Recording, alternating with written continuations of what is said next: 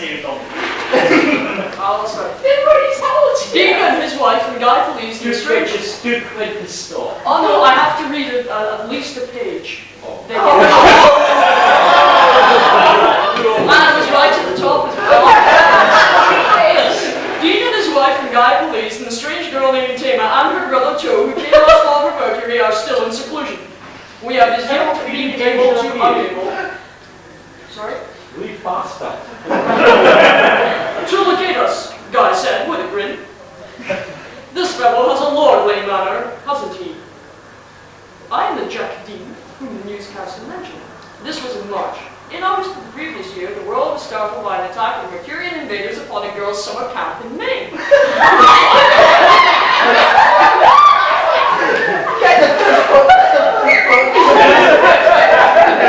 Some of the girls were abducted.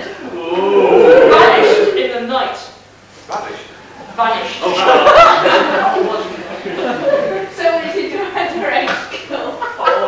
I met Rowena Police then. She's a very tall girl with the regal aspects of a Nordic queen. I myself am several inches over 6 feet. I think our abnormal statures first attracted us to each other.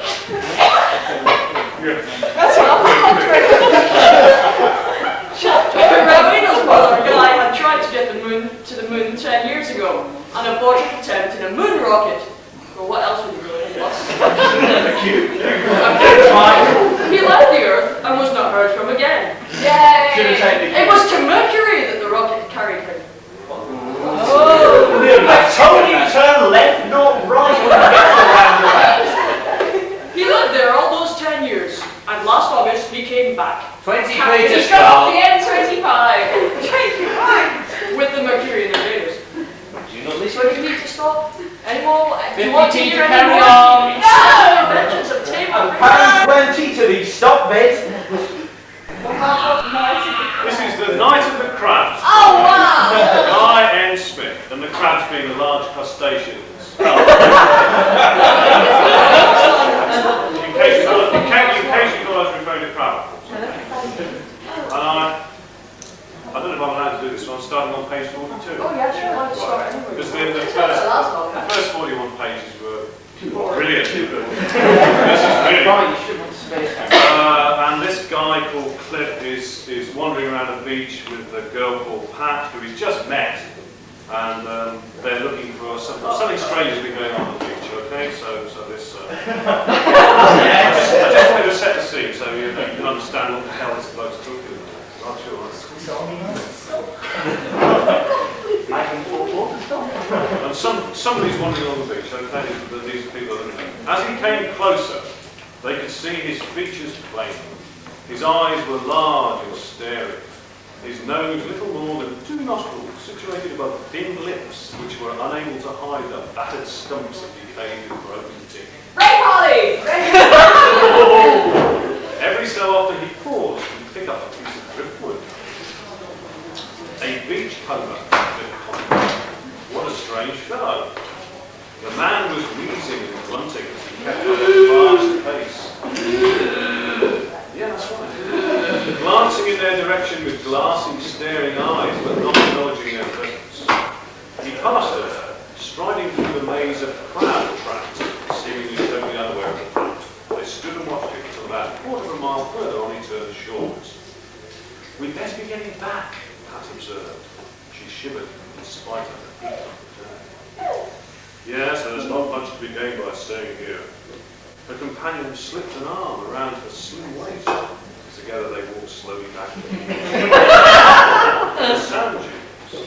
The soft sand of the dunes was warm to their feet. They were sheltered from the breeze. God, it's gore again. Some of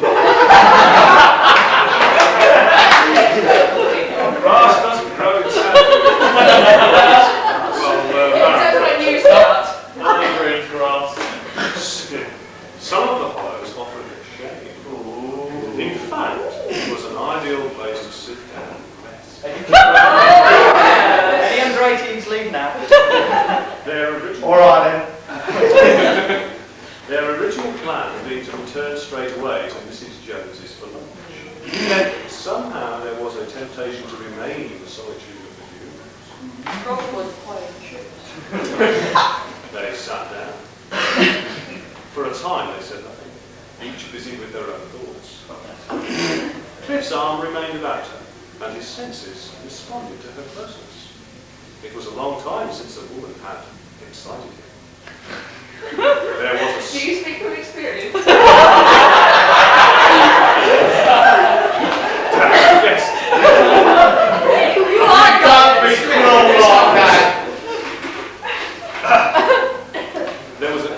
There was a stirring in his loins. Oh my god, it's a crab.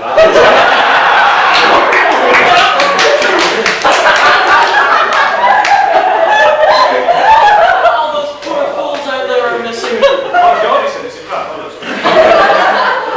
His heart was beating faster than it usually.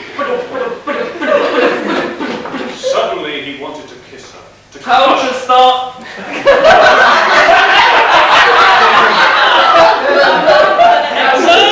That's what my wife always said. I know, believe me, I know. Sometimes it's been too awful for words. Like this book. But I knew that someday I would meet somebody else. At her words, he felt his spirit soaring. A new life dawning for him, conceived here in the sand dunes of Shell Island. That's not Words failed him.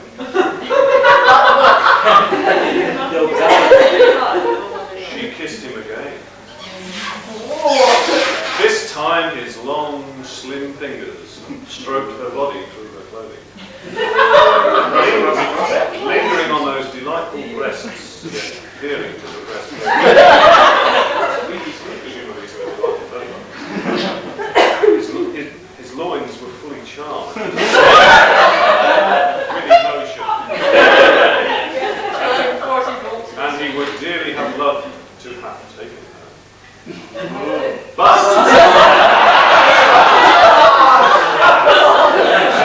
here's where you guys who put 2 quid in the bucket didn't regret it. We'd better be getting back to lunch, he stated. Helped her to her feet, fearful lest his impulses would lead him to action that might spoil everything that had gone before. Their arms entwined around each other, they set up on the long walk back to Clan Bedroom.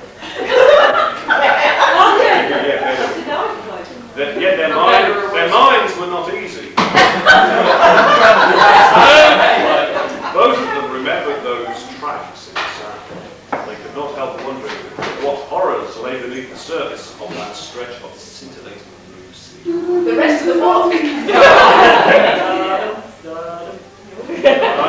I'm going to carry on? Yes, you're going to carry on until they want you to stop. Well, I'm going to cut the next 10 feet. I don't cut the drift box. No, I'm going to cut the next 2 pages because There aren't any good parts in this book. That's right. We went in. 10 feet to stop. 10 feet to stop. 20 feet to stop. 30 feet to stop. 50 feet to stop. 80 feet to stop. This is Adrift in the Stratosphere, probably one of the most infamous books of all time. This is one of the better chapters. It's chapter 6. Mars sends the death ship. Oh wow! It's a little known fact that Professor A.M. Lowe actually had holdings in the people who made full stops on typewriters and printing presses, which is why there are so many dots in his books.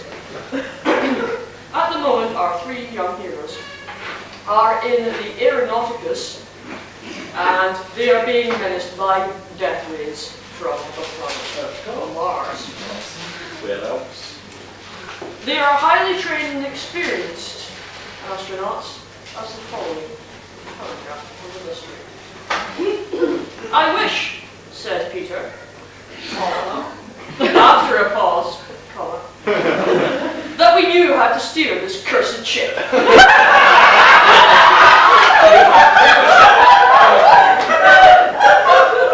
Surely the professor must have provided for it. He couldn't have planned to make a trip into space without arranging for some kind of control.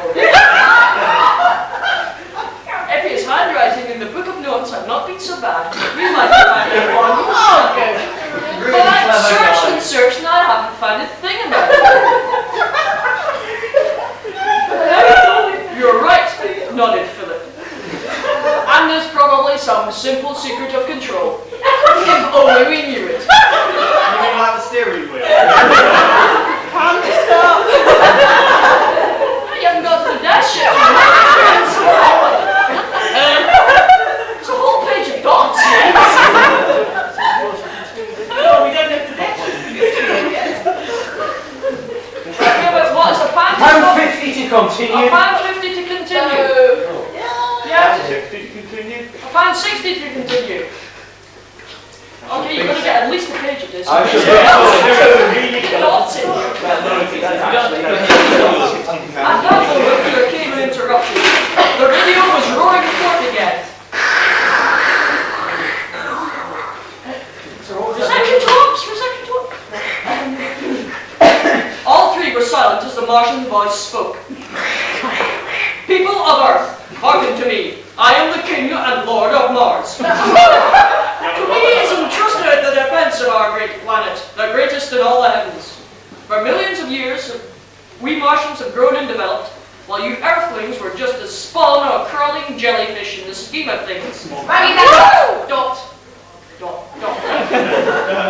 Now you are growing up and you are trying to find out the secrets which you must never know. Then there came some kind of interference in the radio set. This is the BBC answer. Victor made some quick adjustments to get the voice clearly once more. It came from the cabin. Dot, dot, dot. Everything you have done and said since you left the Earth has been seen and heard by us. We have been watching you, hearing you, even reading your thoughts.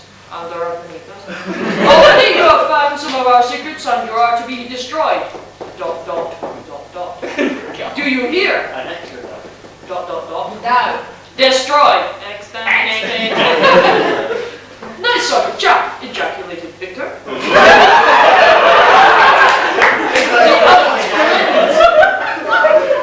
was more like a musical comedy than sheer stark reality. I see you smile, the Martian Lord went on, but you will not smile when you hear what I have to say. Not surprised.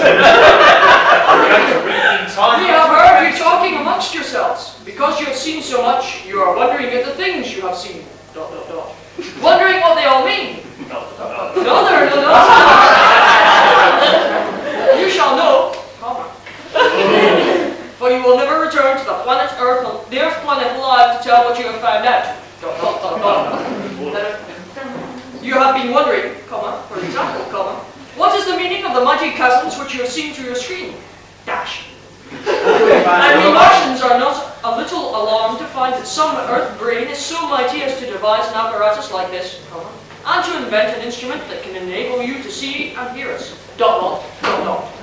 The mighty chasms you have seen were used by the ancient Martians to store the little rain that fell in their times, comma, for in those days our chemists did not know how to manufacture the water we needed. Dot, dot, dot, dot. Our great forebears, the primitive Martians, took these great chasms of crude implements and built pipes connecting them, one with the other. So that no water that ever fell from the skies would be wasted. Dot, dot, dot, dot. This is a floating device. It's overloaded. I haven't got the captain's log. When your Earth was only a molten mass. Sorry, when your Earth was only a molten mass. We were thinkers, inventors. We have learned how to wipe out disease, and we are determined that you, germ-ridden Earth people, will not come to contaminate us. Dot, dot, dot, dot. We have watched and studied your planet and its savage tribes. Whoa! Dot, dot, dot, dot. There he goes again, said Victor. You haven't got a high opinion of us. Shut up, said Peter and Philip together. Victor relapsed into silence, whilst the Martian Lord continued with his thunderous voice. We on Mars have learned much. We know the stars and their meaning. No Martian lives for less than 1,000 years, and he can live longer if he wishes. As you have seen, we live under the ground, for our chemist supplies with the light and the air that we need. Dot, dot, dot, dot. Plus all the dots. Time and events on the Earth planet are slow. Dot, dot, dot, dot, dot. In 1 minute here, we live what would take you on the Earth a year to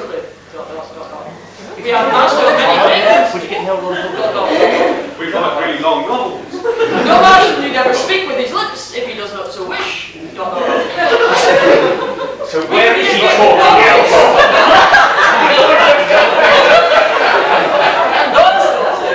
Sounds like there's a lot of politicians. No Martian need walk if he wishes to fly in the air. Unless, of course, he's using an Airbus. Or DC-10. We have solved the mystery of transmitting power through space. ... Stop. Thank you. That's a good Repeat to carry on. Stop. How much was that to stop? 10p. 10p. 20p, 22p, 22p to stop. But I'm learning to leave the crowd. Because I don't want to give anything away. I think the crabs are actually due to appear fairly soon. I don't want to influence the feelings,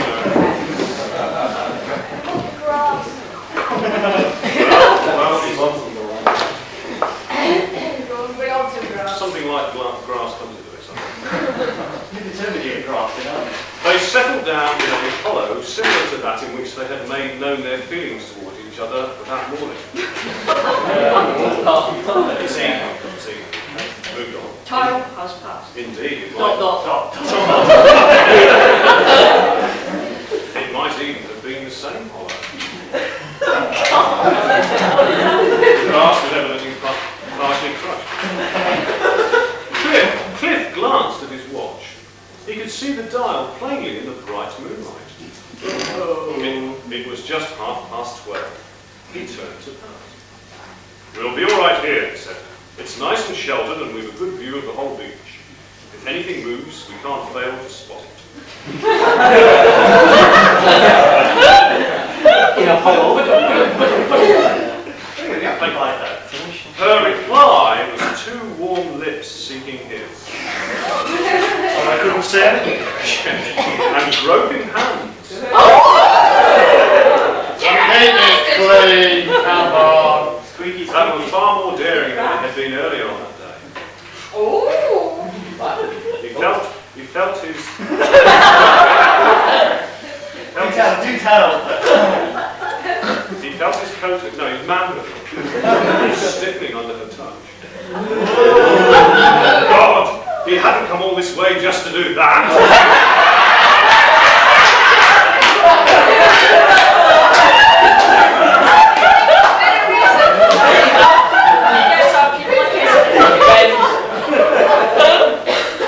They could have stopped at Clan Bedder and been comfortable in bed. All the same, he was aroused now, and no man could have withstood such an advance. They rolled back into the grass! Lying side by side, facing each other. Count to stop. You're definitely walking home today. I haven't done this for a long time. Pat breathed. You got a pound to stop, actually. Stop them. Anybody going to meet the count? Their lips met again. You're going to find out. Tongues probing and entwining.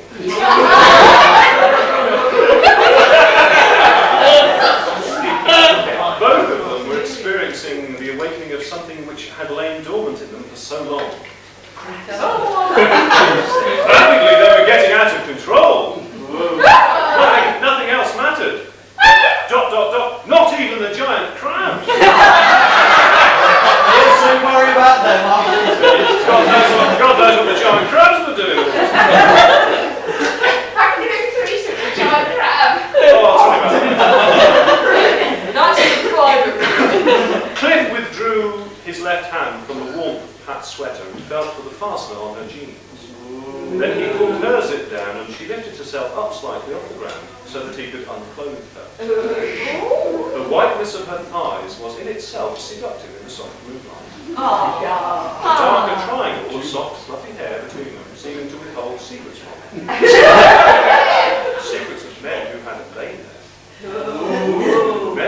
remain sexually satisfied beyond their wildest dreams. Well, she got a personal biography tattooed there.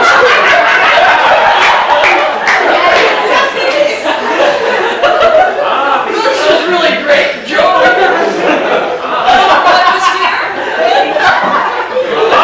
That's where you keep your couple of holiday bars.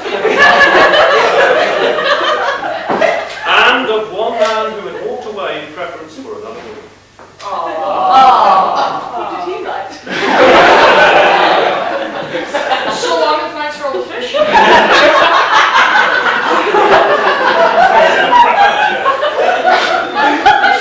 Seafood cookies. This is a movie. I moved. It's a movie. Cliff rolled in between her open legs.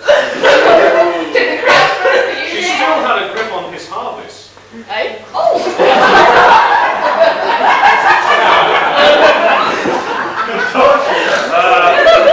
And now she was guiding it down where she wanted it. Bathing it first in her warm river of desire. And then sliding it down further until it disappeared inch by inch into her. After that, nothing else mattered. Nothing else mattered about how great you got. Their bodies bucked and heaved as they murmured sweet nothings in each other's ears. Before finally convulsing in a violent eruption that left them quivering.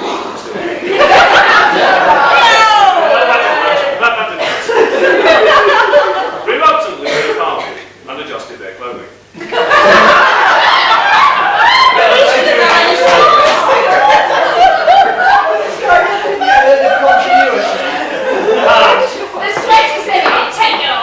And her hair awry and her cheeks flushed, looked more beautiful to Cliff than ever before. I thought she put her clothes back on.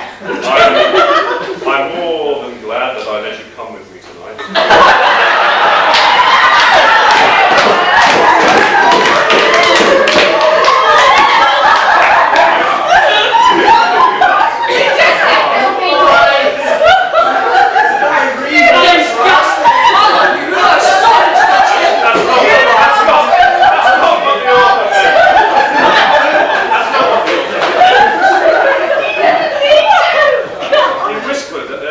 He whispered as he zipped himself up again. I'm afraid though, that we must still keep an eye open for those.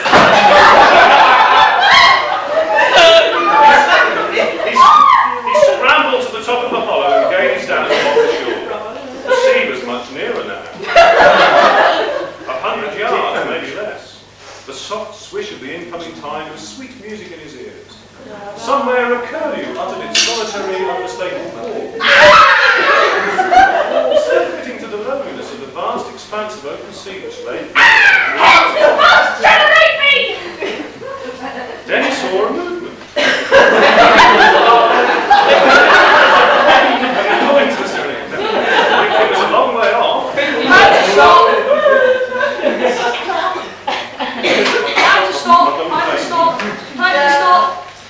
Yeah, I think the good bit's over. Going once, going twice.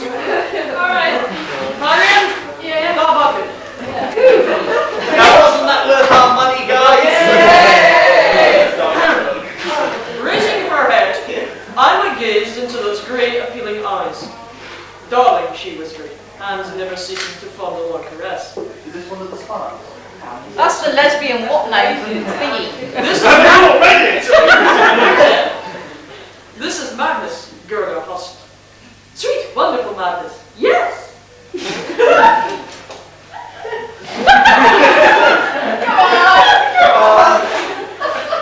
Alright, dude. Of those hands! ... What the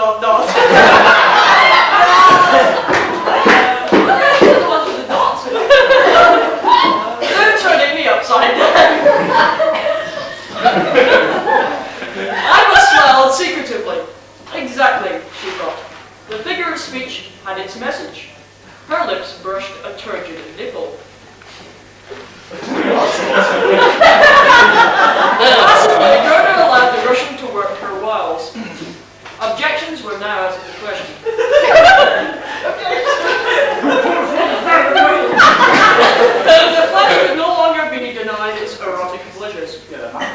Mentally, everything the Russian did revolted her.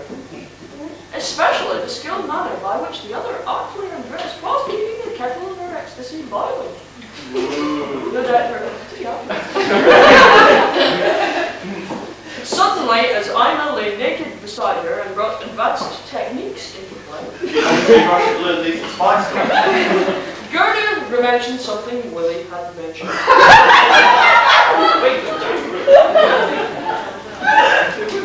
There's this Russian agent who goes for women, he said. How unusual, It's a female Russian agent. Well, I'm assuming it's a female Russian agent he's talking about, because the next line isn't going to tell you it's a man.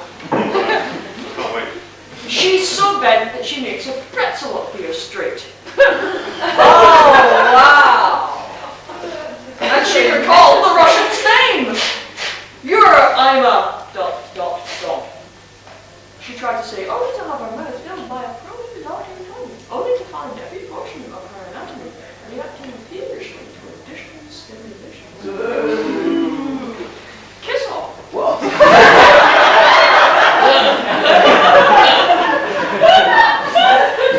She finished as a wave of shattering sensations fell on her glowing mind, exclamation. Jesus Christ. Oh God, that's the I'm not reading that, that's disgusting. You can read that one, come on. Go on, you can read it. Dad! No. Time to stop.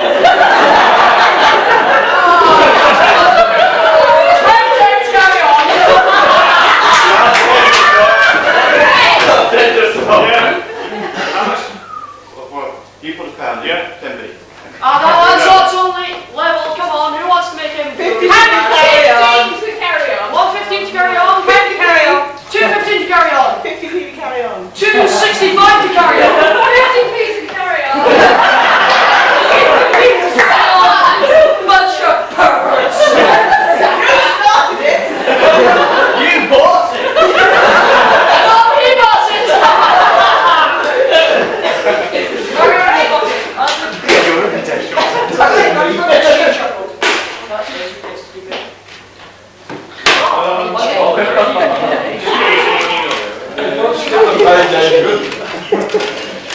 I'm just trying to get something pull the friends together here. Just some different people. It's later on in the book. Yeah. I don't think there's actually a plot in that book. It is a job. This big, massive rod bloke. Wrong, it's called for some reason. I'd better locate Whips, Virginia said. Now, Whips is a person. I can tell that because it's got a capital W and it's got 2 P's. Whips. And get that kiss-off woman out of there, Rod roared, taking out failure on her. The kiss-off woman has obviously rendezvoused with this man called Whips, who I believe is another agent for the You have read it, haven't you? Well, I merely glanced at it. Agent time. You fancy her? Virginia inquired. Yuck, a lesbian. They can be taught interesting tricks, boss. Then you do some teaching, he retorted in fury. Virginia laughed. See you soon, and hung up with her mind actively engaged on the problem of Ima. Waiting for the butler to answer her ring, she cursed the rotten luck that had deprived hard of an authentic recording between Whips and Cum.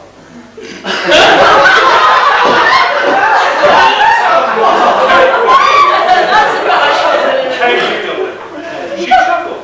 Whips and Cum, that sounded real obscene. Yes, miss.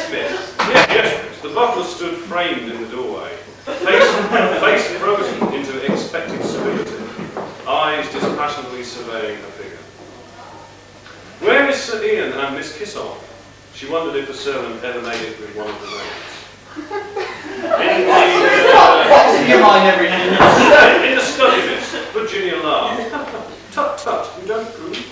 The man shrugged ever so slightly, moved aside as Virginia came towards him. His silence was enough to firm and undoctrinated acceptance of Sir Ian's kinks. Stay here, I know my way, Virginia told him. Yes, miss. As she mounted the stairs...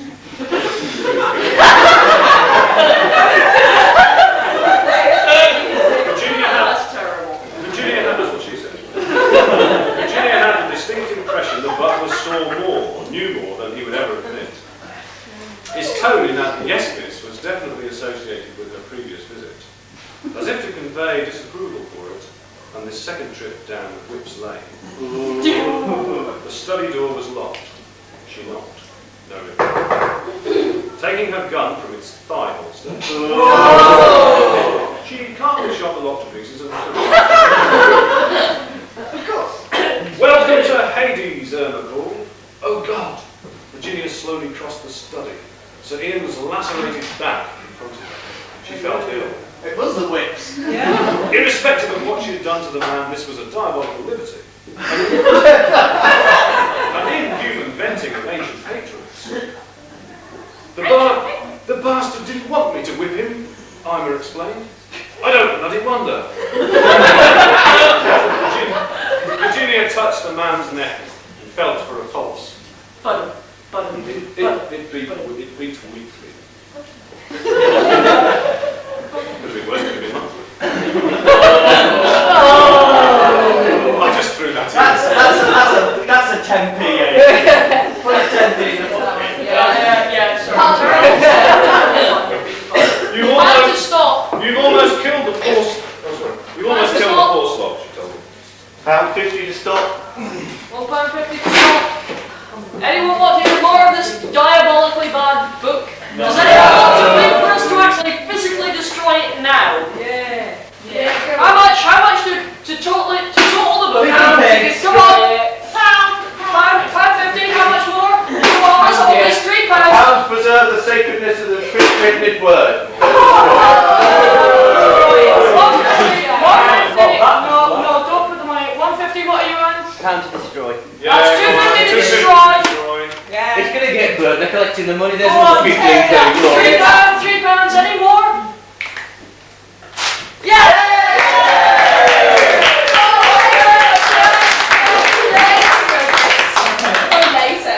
Eggs will have to go through the You see a man walking around with some sellotape, that'll be him. This is a short story entitled Wobblies in the Moon. Oh no! What is that like you didn't do it? Jersey, isn't it? No, I did Satellite Parallel. That's the one with the disc-happy fighters in it. No, this is the one with the 7 black plastic batteries.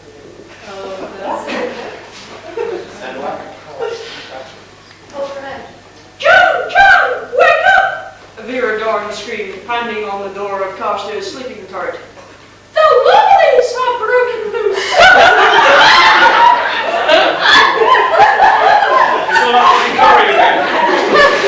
The curator of the Interplanetary Medical Garden stirred, yawned, turned over, and buried his head in the bedclothes. He sighed.